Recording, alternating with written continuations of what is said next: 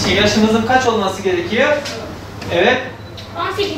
18 yaşından büyük olacağız. Bir de siz aracın camını açıp kolunuzu, başınızı böyle araçtan dışarı sarkacak mısınız? Hayır.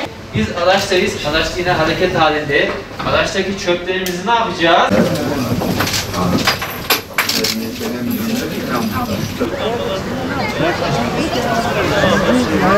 İşler Bakanlığı, Emniyet Genel Müdürlüğü trafik tırı bölgemizi dolaşmakta. 2 gün boyunca ilimizde çocuklarımıza trafik eğitiminin verilmesi, bir de ayrıca trafik dedektifi olmaları konusunda, anne babaların araç kullanırken kurallara uymaları konusunda bir bilinçlendirme çalışması yapılıyor.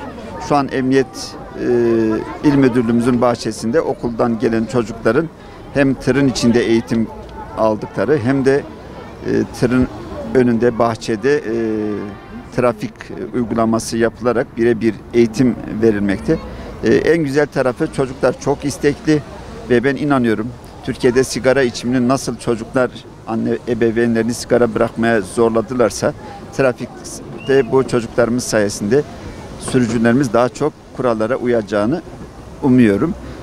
Bu hizmetten dolayı hem İçişleri Bakanımıza, Emniyet Genel Müdürlüğümüze ve bu projede görev alan arkadaşlarımıza teşekkür ediyorum. İnşallah İl Milli Eğitim Müdürlüğümüz de çocuklarımızın buradaki hizmetten azami düzeyde çocuklarımızı yararlandıracaktır.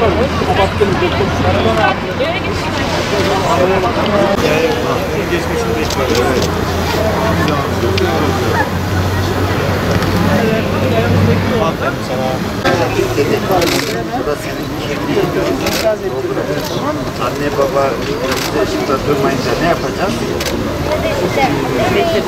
Genel